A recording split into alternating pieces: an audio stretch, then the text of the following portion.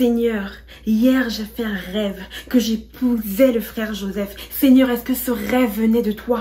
Non, ce n'est pas moi. Seigneur, réponds-moi, parle-moi aujourd'hui, parce que le frère Joseph est déjà en relation avec la sœur Sarah. Est-ce que je peux prier, Père, pour briser cette relation, parce que c'est lui le mari de ma destinée? Je dis que ce n'est pas lui. Seigneur, merci de confirmer que le frère Joseph est en fait mon mari et pas le mari de la sœur Sarah. Hey, la fille, si tu entends même.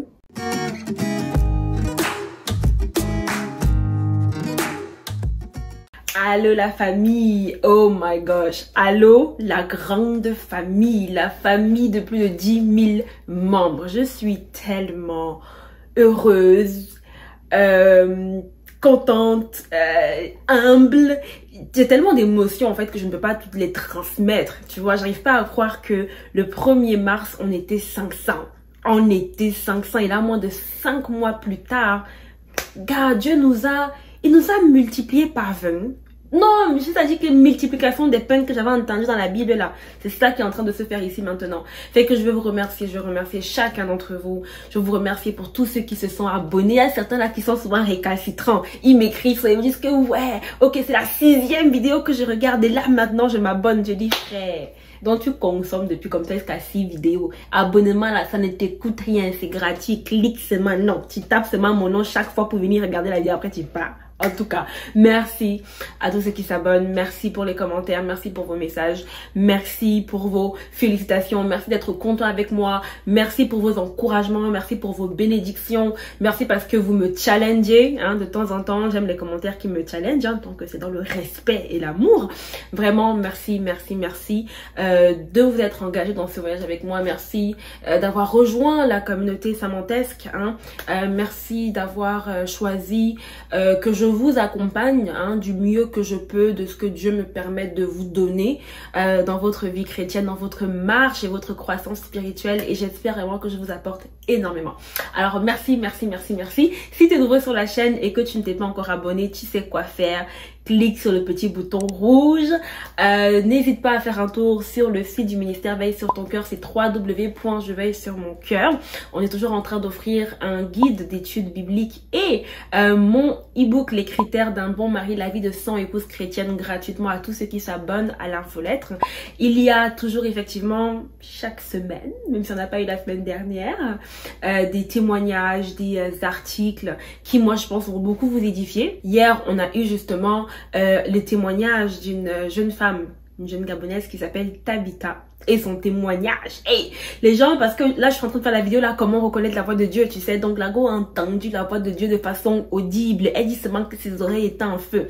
Donc va tout de suite sur www.jeveillesurmoncoeur.com pour lire son témoignage et rends-toi aussi sur le site demain, parce que demain je vais parler de comment entendre la voix de Dieu. Ok, donc j'ai fait une vidéo sur les manières dont Dieu parle, comment j'ai entendu la voix de Dieu, ok, donc les signes, les rêves, les visions, etc. Donc j'en parlerai pas aujourd'hui. Je te mets le lien ici en haut si tu n'as pas encore regardé la vidéo. Aujourd'hui, je vais parler de comment reconnaître la voix de Dieu. Donc, tu as reçu une parole, comment tu es sûr que ça vient de Dieu. Et demain, donc, sur www.jeveillesurmoncoeur.com, je vais publier un article sur comment entendre. Ok, parce que j'ai un peu fait les choses à l'envers. Ok, je vous ai dit j'ai entendu, maintenant je vous dis comment reconnaître et après je vous dis comment entendre, parce qu'il y a souvent des gens qui me disent ouais mais Dieu me parle pas, je prie mais je reçois rien, etc. Donc comment même arriver déjà à avoir la parole avant d'appliquer ce qu'on va, sinon je vais discuter aujourd'hui, qui est de comment reconnaître. Donc on est prêt à commencer, on rentre tout de suite. Comment reconnaître que c'est Dieu qui nous a parlé? Alors la première chose que je veux dire, c'est que si tu es chrétien, chrétien est de nouveau là, c'est que tu as donné ta vie à Jésus, tu as confessé Jésus comme Seigneur et Sauveur, tu as reconnu que vraiment c'est lui le Fils de Dieu envoyé sur la terre pour tes péchés, tu as accepté de le suivre, tu as confessé tes péchés, tu t'es repenti, donc ça veut dire que tu as eu vraiment ce regret amer et douloureux en fait, d'avoir vécu dans la rébellion et dans la désobéissance, d'avoir fait ce qui ne plaisait pas à Dieu. Le Saint-Esprit à l'intérieur de toi t'a convaincu que ton seul moyen d'être réconcilié avec Dieu, c'est de passer sauvé par Jésus.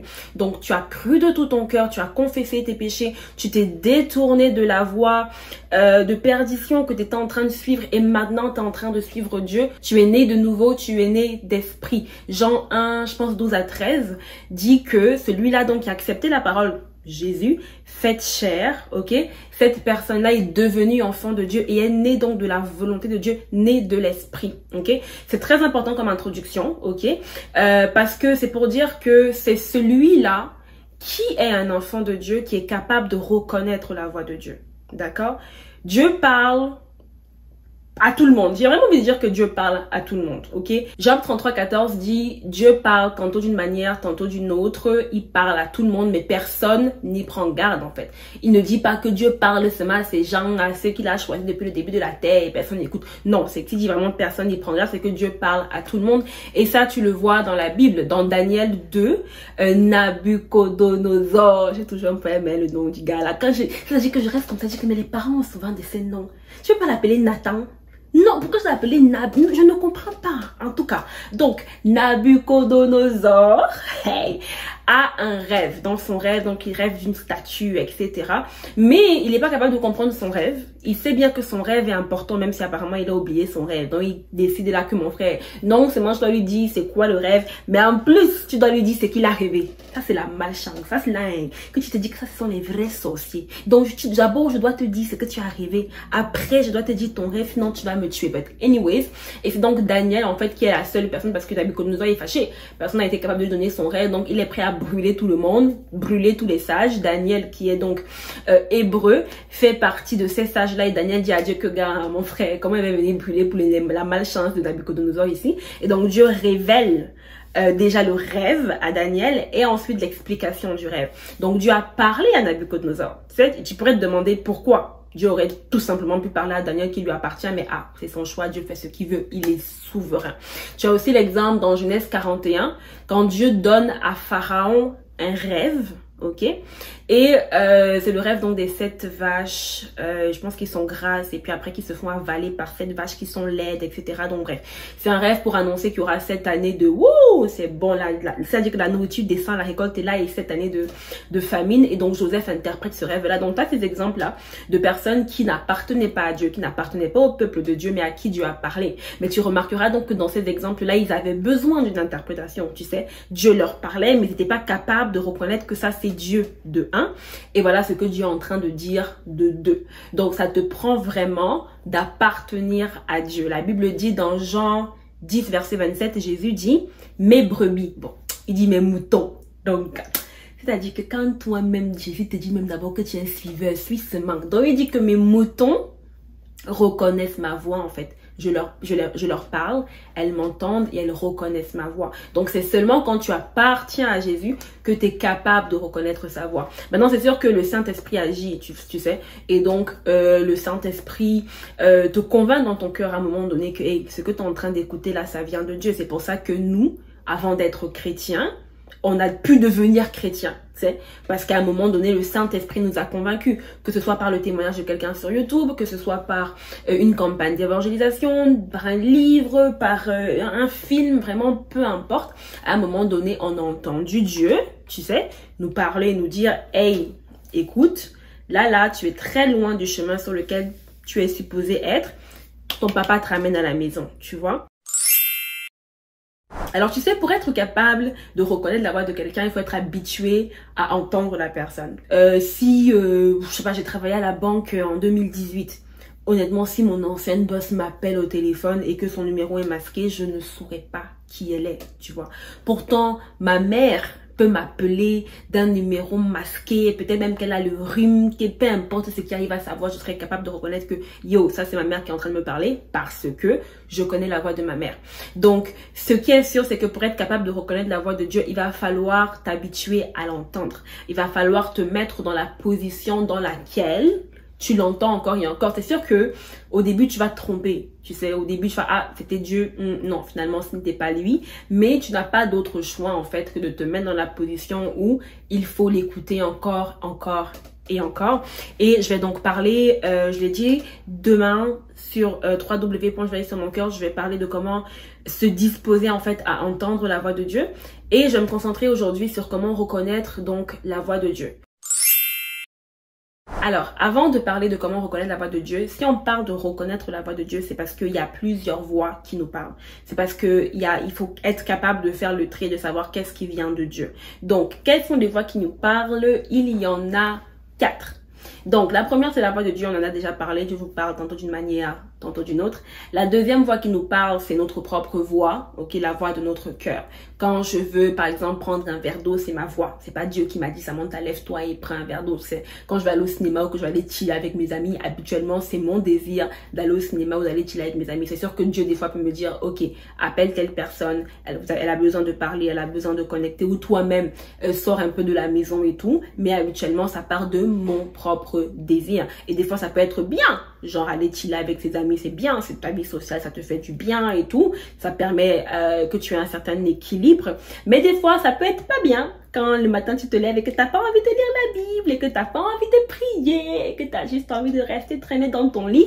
Là encore, c'est ton corps, c'est ta voix qui te parle et qui te dit reste dans le lit, Samantha, c'est ta chair, tu sais. Un Dieu, tu vas prier demain et puis demain, après-demain, une semaine.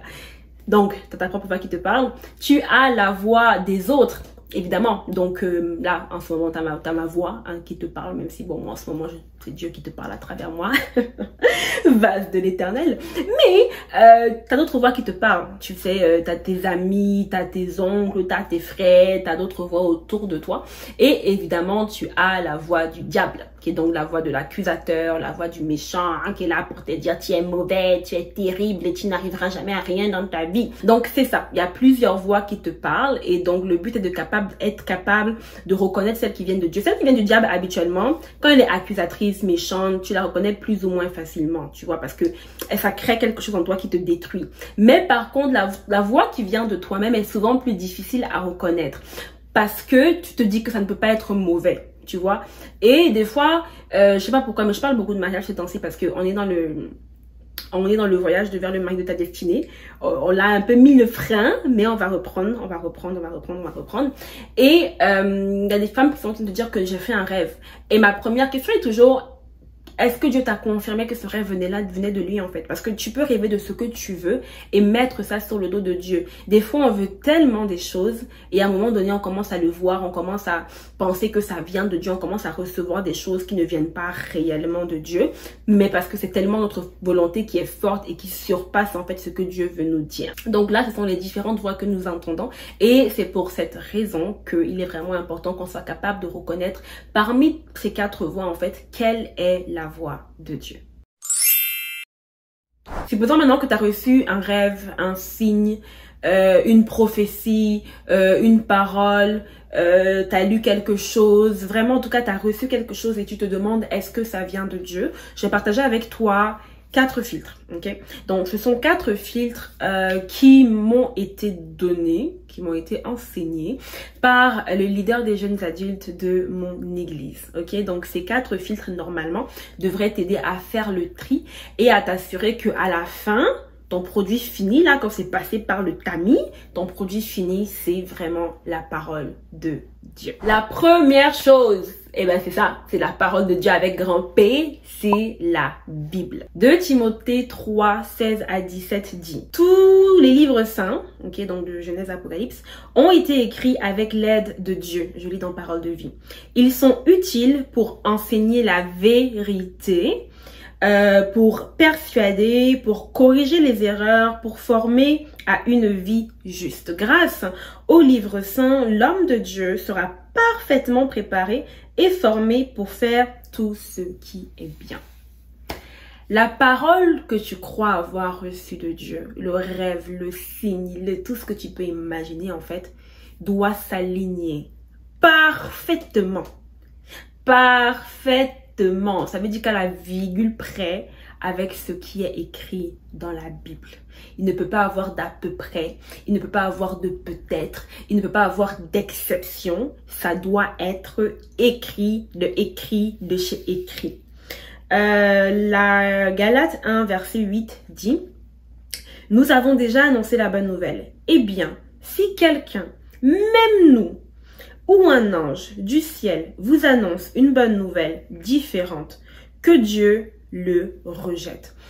C'est important parce que, tu sais, des fois, on pense que parce que ça vient d'un pasteur ou de quelqu'un qui est haut placé ou de quelqu'un qui prophétise ou de quelqu'un qui a déjà opéré des miracles ou qui paraît super spirituel, ça peut passer entre les mailles du filet de la parole de Dieu, alors que non. On s'en fout de savoir qui t'a donné l'idée. On s'en fout que ce soit un pasteur de méga church qui a 25 000 membres. S'il t'apporte une parole qui ne s'aligne pas avec ce qui est écrit dans la Bible, peu importe comment il veut le justifier, c'est à vomir, c'est à rejeter. Dieu ne te demandera jamais. Dieu ne te demandera jamais. Attends, il dit encore. Dieu ne te demandera jamais de faire quelque chose qui est à l'encontre de sa parole. Tu as la Bible.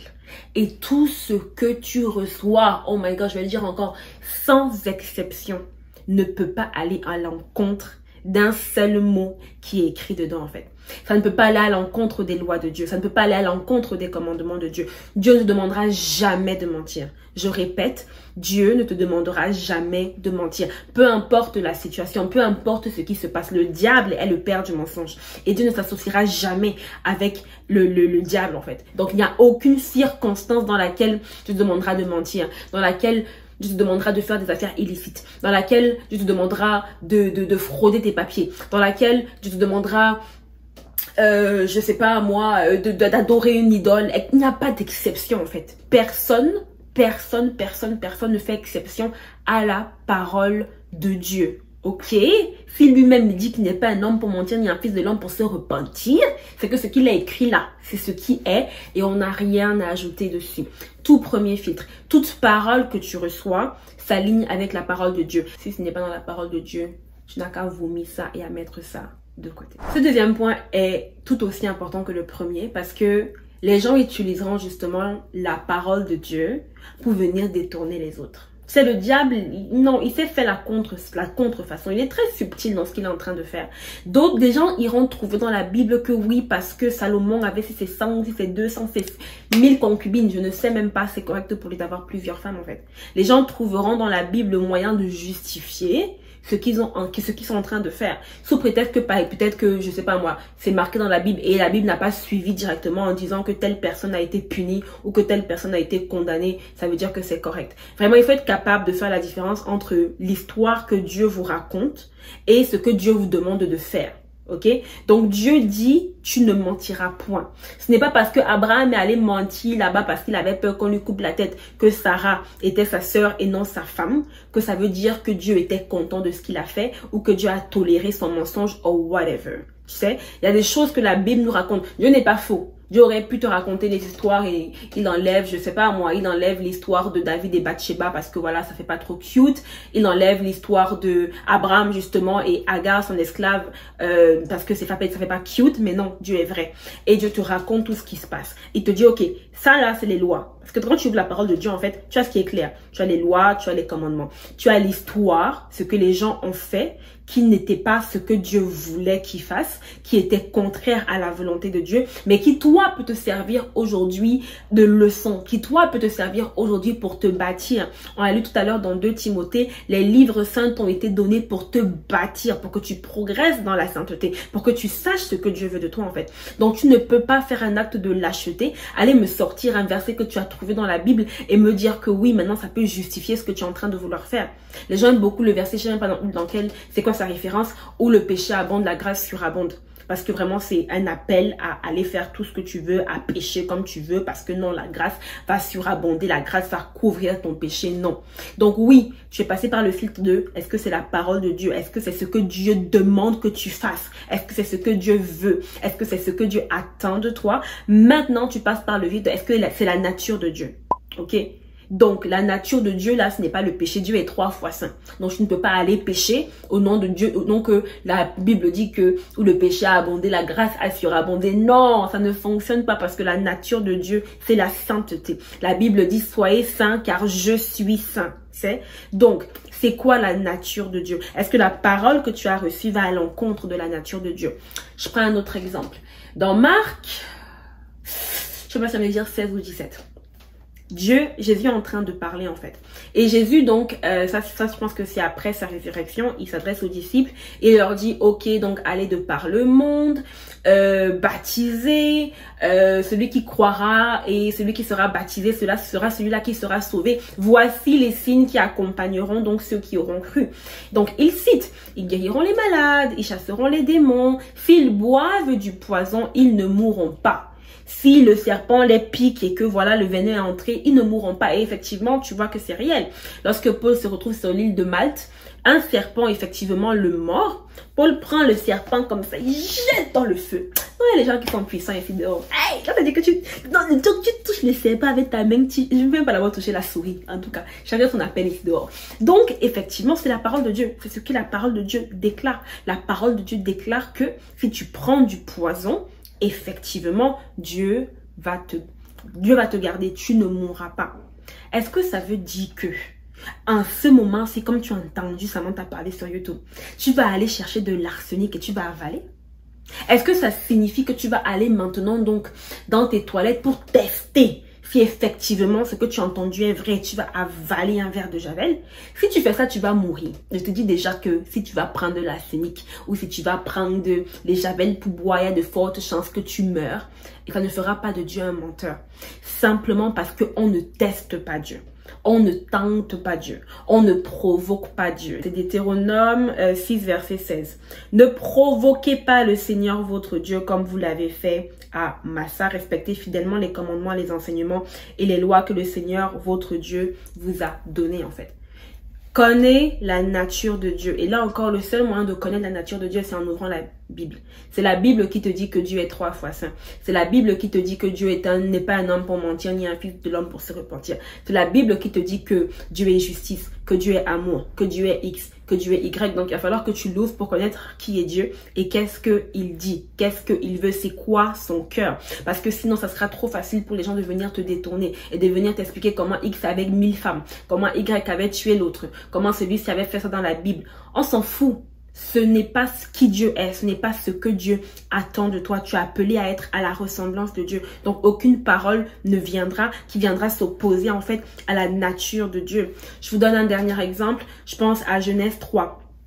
Lorsque le serpent vient donc maintenant tenter Adam et Ève dans le jardin, qu'est-ce qui se passe? Le serpent vient dire à Ève, est-ce que tu es sûre que c'est ce que Dieu a dit? Donc, il remet en question la parole de Dieu. Est-ce que tu es sûre? Mais elle est sûre. Elle ne peut pas mentir. Elle ne peut pas dire que non, je ne suis pas sûre. Elle sait ce que Dieu a dit. Elle connaît la parole de Dieu. Donc oui, elle est sûre de ce que Dieu a dit. C'est passé que oui, je ne toucherai pas aux fruits. Qu'est-ce que le diable lui répond? Le diable lui répond, Dieu t'a menti. Oh, tu ne connais pas la réputation du gars là. Et que le gars sait que si tu manges le fruit là, vous serez même que voici Dieu, voici toi. Quand il monte, tu montes, il monte, c'est-à-dire que vous serez égal en fait. Et qu'est-ce qu'elle fait? Elle mange le fruit. Pourquoi? Parce qu'elle ne connaît pas la nature de Dieu. Parce qu'elle ne sait pas que Dieu ne peut pas mentir. Il ne peut pas. C'est-à-dire qu'il ne peut pas, même si vraiment, je ne sais même pas. Je peux pas dire que même si l'envie lui viendrait, parce que l'envie ne lui viendrait jamais, Dieu ne peut pas mentir. Ce n'est pas son attribut, Dieu ne peut pas lui mentir. Si elle avait connu la nature de Dieu, au-delà de connaître la parole de Dieu, peut-être qu'elle ne serait pas tombée dans ce piège-là en fait. Donc, la parole que tu reçois, ok, c'est passé par la parole de Dieu, c'est dans la Bible, check. Ça s'accorde avec la nature de Dieu. Parce que quand on dit que c'est dans la Bible, là, quelqu'un va te sortir un verset bizarre que tu comprends même pas. Est-ce que ça s'accorde avec la nature de Dieu, les attributs de Dieu, qui Dieu est? Check. On passe au numéro 3. Les confirmations sont très importantes, surtout lorsque on est un bébé spirituel, surtout lorsqu'on est nouvellement chrétien, qu'on n'a pas l'habitude d'entendre Dieu. Moi, maintenant, dans ma relation avec Dieu, je sais reconnaître la voix de Dieu. Quand Dieu me parle, je sais que c'est lui. Je me suis souvent trompée au début. Peut-être qu'il m'arrive encore de me tromper là tout de suite récemment, j'ai pas d'exemple à l'esprit, mais c'est vraiment parce que j'ai donné ma vie en 2013, ok, donc ça fait quand même un certain temps que je l'écoute et que j'ai pris l'habitude de l'entendre, donc je le reconnais. Quand tu développeras une relation avec Dieu qui fera que tu le reconnaîtras, comme j'ai dit avec l'exemple de ma mère tantôt, ta mère t'appelle, tu sais que ça là c'est la Rémée, c'est la Madré, c'est la Matek, même si on fait quoi là, c'est ta personne, tu vois. Et c'est dans cette relation-là que tu vas développer avec Dieu qui va faire qu'effectivement, tu vas pouvoir le reconnaître, ce qui ne va pas défaire les 2 premiers filtres en fait. Ce n'est pas parce que tu as atteint un niveau où tu reconnais Dieu tout de suite que les 2 premiers filtres se défendent, pardon. Non. Mais par contre, peut-être qu'effectivement, les 2 premiers filtres, tu les connais déjà de base parce que tu as une relation avec Dieu. Je donne un exemple simple. Je pense que j'en ai déjà parlé. Je crois que j'en ai déjà parlé. Mais quand j'étais passée par mes problèmes de papier et qu'il y a donc cette amie-là qui m'a dit oui, mais épouse quelqu'un parce que mon pasteur l'a fait, etc. Après, tu payes 3 000 $ à la personne et après, tu divorces. J'ai pas eu besoin d'ouvrir la Bible particulièrement pour chercher à savoir. J'ai pas eu besoin de prier. Je n'ai jamais prié à ce sujet parce que je savais c'était quoi la parole de Dieu en fait. Parce que je savais pertinemment que Dieu est le divorce, encore plus pour des motifs aussi sordides en fait. Donc non, c'est-à-dire que je n'ai pas prié, je ne suis pas allée plus loin que ça, je savais que cette parole ne venait pas de Dieu, même si elle venait d'une chrétienne et que c'était l'expérience d'un pasteur, je savais que Dieu n'était pas dans ça en fait. Donc c'est une question vraiment de savoir qu'est-ce que Dieu dit. Donc tu vas arriver à un niveau de ta relation parce que justement tu as été beaucoup plongé dans la parole de Dieu. Tu sais qu'est-ce qu'il est un peu, qu'est-ce qui n'est pas. Ça ne veut pas dire que tu ne vas pas regarder, tu passes quand même par les 2 filtres. Mais c'est juste pour dire que tu n'auras pas forcément besoin de confirmation extérieure. Pourtant, lorsque tu es un bébé spirituel, que tu es nouveau dans la foi, moi, je te conseille vraiment d'avoir des confirmations, d'attendre, surtout si c'est quelque chose que je te demande de faire. Tu sais, si tu te demandes de te lever pour aller en Chine ou tu penses que tu as reçu que telle personne c'est ton mari et que tu as du mal encore à être sûr de reconnaître quand c'est Dieu qui te parle, demande des confirmations. Tu sais, on sert un Dieu qui est bon. Et tant que ta volonté est de s'aligner avec sa volonté, Dieu ne se fatiguera pas de te parler en fait. Moi, il y a des choses que j'ai demandé à Dieu plusieurs fois. Il m'a répondu à chaque fois parce que il savait que mon désir n'était pas de me trouver une excuse. C'était pas un mot de non, je ne veux pas faire ce que Dieu me demande. Donc, il faut d'abord que... C'est des gens qui font ça. Que oui, tant que ce n'est pas vraiment l'ange Gabriel qui descend me dit je ne vais pas faire. Non, je ne descendrai pas te dire. Parce que ton cœur n'est pas d'avoir une confirmation que c'est Dieu et d'être sûr que tu es dans la volonté de Dieu. Ton cœur, c'est de ne pas faire ce que Dieu t'a demandé. Donc, tu penses à la chose la plus improbable. Ok? Et c'est ça que tu demandes parce que tu as déjà le cœur de désobéir à Dieu. Ton cœur est déjà dur. Donc Dieu ne va pas venir commencer à négocier avec toi là, non. Pourtant, lorsque ton cœur est de dire, ok Seigneur, je vais vraiment être sûr que je suis dans ta volonté, que ça vient vraiment de toi et que tu demandes à Dieu, Dieu va le faire. Donc il y a l'histoire par exemple de Gédéon dans Juges 6, 7 et 8. Et donc Gédéon était un homme, voilà, il était là, il vivait sa vie, il était loin d'être le plus courageux de tout Israël. Là, tu sais, à ce moment-là aussi, Israël était oppressé par les Madianites là, qui finalement semaient la terreur dans toute la ville et tout. Et donc l'ange de l'Éternel vient rencontrer Gédéon et lui dit, ok, vaillant guerrier, valeureux, voilà ce que j'ai prévu pour toi là, c'est par ta main que je vais délivrer Israël, etc., etc., etc. Et donc Gédéon n'est pas sûr.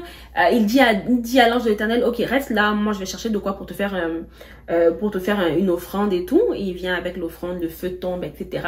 Mais même après ça, Gédéon demande 2 autres signes à Dieu. Donc, Dieu a 4 fois, donc à 4 reprises différentes, a confirmé à Gédéon que je t'ai vraiment choisi. C'est vraiment toi qui vas aller. C'est vraiment toi qui vas délivrer. C'est vraiment toi par toi que je veux passer en fait. Et donc, Dieu a vraiment fait preuve de patience parce que je pense que oui, Gédéon, voilà, il n'était pas sûr, il manquait peut-être de confiance en lui, etc. Mais son cœur n'était pas dans la désobéissance. Son cœur était vraiment de faire ce que Dieu voulait qu'il fasse, ok?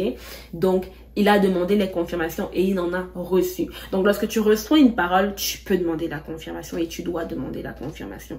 Seigneur, confirme-moi que c'est ce que tu veux que je fasse. Il va envoyer un autre rêve. Il va envoyer un autre signe. Il va t'envoyer une autre personne. Il va ouvrir une porte. Il va te remplir d'un sentiment de, ok, c'est là que je suis en train de me rendre. Mais tu dois prier pour ta confirmation. Ne t'arrête pas à juste un rêve. Parce qu'il y a des filles à qui je parle, un rêve, ça leur suffit. Elles ont rêvé que c'était lui, le gars, c'est fini. On passe à autre chose. Un signe, ça lui suffit. Une vision, ça lui suffit. Non. Si tu es un bébé spirituel, si tu n'as pas l'habitude d'entendre Dieu, si tu ne sais pas totalement toi-même, tu sais en toi que tu t'es souvent trompé pour reconnaître la voix de Dieu, tu ne peux pas te contenter seulement d'une seule parole. Demande-en plus. et Dieu t'en donnera plus. Il n'est pas chiche, vraiment. Il n'est pas chiche avec ses paroles, il n'est pas chiche avec ses mots. Il va te confirmer ce qu'il t'a dit qu'il ferait. Et donc, le dernier, c'est la paix. Le dernier filtre, c'est la paix. C'est que maintenant que tu es passé par ces 3 points, tu as checké, ça s'aligne avec la parole de Dieu, ça s'aligne avec la nature de Dieu, tu as reçu 1 ou 2 autres paroles pour confirmer ce que tu avais déjà reçu précédemment. Maintenant, tout ça s'accompagne de la paix. Quand je te demande de faire quelque chose, il n'y a pas de troubles qui viennent avec, il n'y a pas de doutes qui viennent avec. Et évidemment, tu es humain, donc quand tu regardes la situation avec tes yeux, au départ, ça peut sembler peut-être difficile ou insurmontable, mais Dieu va te donner sa paix. Philippiens 4, 7. Ainsi, la paix de Dieu qui dépasse tout ce que nous pouvons comprendre, gardera vos cœurs et vos pensées unis au Christ Jésus. Donc, Dieu te procure sa paix. Quand tu as reçu une parole de Dieu, tu dors bien la nuit parce que tu sais que il va s'en charger, tu sais qu'il va s'en occuper, tu sais que tu connais sa nature, tu connais la parole de Dieu, tu as eu des confirmations et donc vraiment ton cœur est à l'aise. Mais je vais vraiment faire la différence entre la paix de Dieu et la conscience tranquille. La paix de Dieu n'est pas la conscience tranquille. On a tous la connaissance du bien et du mal. Adam et Ève ont mangé le fruit. On sait tous. T'as pas besoin d'enseigner à quelqu'un que ça c'est bien et que ça c'est mal. Ça là, c'est à l'intérieur d'eux. Ils le savent. Lorsque Caïn a tué son frère, il était le premier à avoir commis un meurtre sur toute la terre. Il le savait là. Il savait que ce qu'il venait de faire, c'était le ndem, tu sais. Mais le problème, c'est que la conscience est beaucoup aussi bâtie par rapport à la société.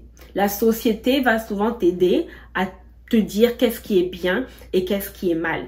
Par exemple, la société est tout à fait correcte avec le mensonge. Ils appellent ça a white lie, un mensonge blanc, un mensonge qui ne fait de mal à personne. Si je te dis que je suis en chemin alors que j'ai pas encore quitté la maison, ça ne fait pas de mal à qui que ce soit. Donc, la société juge que c'est correct. Le seul mensonge que la société n'autorise pas, c'est un mensonge, par exemple, si je mentir sur un produit, là, tu peux me porter plainte. Si je mens au tribunal, là, c'est un parjure. Mais dans des cadres bien définis, la société a dit que c'est correct de mentir. La société a dit que c'est correct d'avoir des relations sexuelles avant le mariage. Ok, donc tu n'auras pas forcément, tu te sentiras pas forcément mal. Tu vois, peut-être la première fois ou la deuxième fois, mais quand je suis dans le monde, mon cœur n'était pas genre, oh, je suis en train de faire quelque chose de mal contre Dieu. Non, ma conscience était tout à fait tranquille et en paix avec ce que je faisais. Je dormais bien la nuit, tu sais. Fait que il ne faut pas confondre les deux en fait. Des fois, tu t'en tiens à ta boussole intérieure alors qu'elle est brisée, alors qu'elle est déréglée, alors qu'elle est en train de te pointer une direction qui est le nord, mais qui n'est absolument pas le nord. Parce que maintenant, dans ta tête de bien et mal, le mal est bien. Donc, tu ne peux pas te contenter de ta conscience. Donc, quand je dis la paix de Dieu, c'est une paix qui vient et qui est produite parce que tu es passé par les 3 filtres. C'est une paix qui vient parce que tu sais que tu es en accord avec la parole de Dieu et non pas parce que tu es en accord avec ton âme et ta conscience. C'est une paix qui vient parce que tu sais que tu es aligné derrière la nature de Dieu et non pas parce que vraiment tu es meilleur que X ou Y dans le monde. Alors voilà guys, ce sont les 4 filtres que je voulais partager avec vous aujourd'hui pour vous aider à reconnaître la parole de Dieu. J'espère vraiment que ça va vous aider, c'est le but. J'espère vraiment que vous allez pouvoir, à partir d'aujourd'hui, dès que vous recevez quelque chose, first thing first, you open the Bible. Tu ouvres la Bible et tu trouves si effectivement ce que tu as reçu s'accorde avec la parole de Dieu et ensuite tu passes par le reste. Je veux t'encourager vraiment à croire que Dieu sera capable de te parler. Il y a plusieurs abonnés qui m'ont dit oui, mais tu me dis que Dieu t'a dit ça, Dieu t'a dit X. Dieu me parle beaucoup par le témoignage intérieur d'ailleurs. Comment est-ce que vraiment tu parles comme si vraiment c'était un ami qui venait s'asseoir? Parce que c'est ça qu'il est. Parce que je lui ai donné l'occasion de l'être en fait. Parce que j'ai disposé mon cœur à avoir ce type de relation avec lui. Parce qu'également quand il parle, je l'écoute. Parce qu'il n'aurait pas d'intérêt à parler. S'il parle 1, 2, 3 fois et moi je fais jamais ce qu'il me demande en fait. Je marche dans la désobéissance. Il va parler pourquoi? À un moment donné tu te fatigues toi-même dans une relation avec quelqu'un. Si tu passes dans conseiller une personne et elle part toujours faire l'inverse de ce que tu lui as demandé, à un moment donné là tu vas même plus, tu vas seulement l'écouter. Tu vas seulement l'écouter parce que gars tu es fatigué de te dépenser en fait. Donc dispose ton cœur. Va sur www.je-vais-sur-ton-cœur parce que demain, je vais publier l'article pour disposer ton cœur à entendre la parole de Dieu. Et moi, je sais qu'il va te parler. Moi, je sais qu'il te parle déjà. Parce qu'on dit qu'il va là, c'est comme si jusqu'à présent, il ne te parlait pas. Non, je sais qu'il te parle déjà et qu'il faut juste que tu sois capable de faire le tri et de reconnaître sa voix. Alors guys, on arrive à la fin de la vidéo. Merci de l'avoir regardé jusqu'au bout.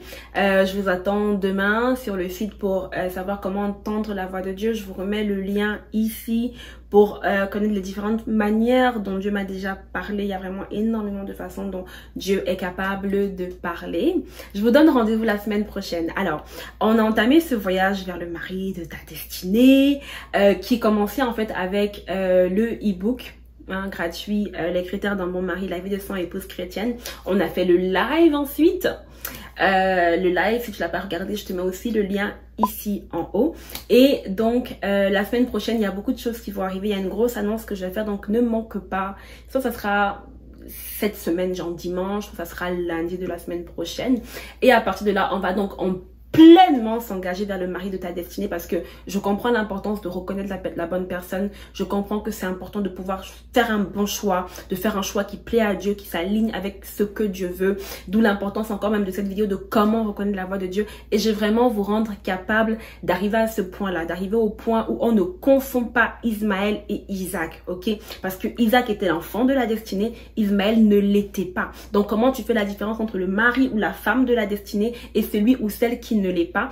C'est pour ça qu'on a entamé ce voyage. Donc vous en saurez plus la semaine prochaine. La vidéo de mercredi prochain va nous parler de pourquoi est-ce qu'on est encore célibataire. C'est quoi les obstacles qui se posent à notre mariage. J'aurai une invitée spéciale, une pasteur, donc soyez là mercredi prochain. Abonne-toi si ce n'est pas déjà fait. Tu peux me suivre sur mes réseaux sociaux @SamanthaTom sur Instagram. Il y a beaucoup plus de contenu. D'ailleurs, je m'apprête à faire un IGTV, une petite vidéo pour parler des affaires de ressentiment là, parce qu'on est parlé au début. Il y a souvent des gens qui vont dire je ressens que je suis dans une telle saison, je sens ci, je sens ça, je sens cela, je sens ceci, et je veux qu'on parle des sentiments. Je veux qu'on parle de est-ce que parce que tu sens, tu es forcément dans la saison que tu crois que tu es en train d'être. Donc suis-moi sur les réseaux pour ne pas manquer cette vidéo là. Et puis voilà, je te laisse et je te revois dans ma prochaine vidéo. Toi-même, tu sais que entre temps, quoi qu'il arrive, quoi qu'il se passe dans ta vie, c'est ta responsabilité de veiller sur ton cœur.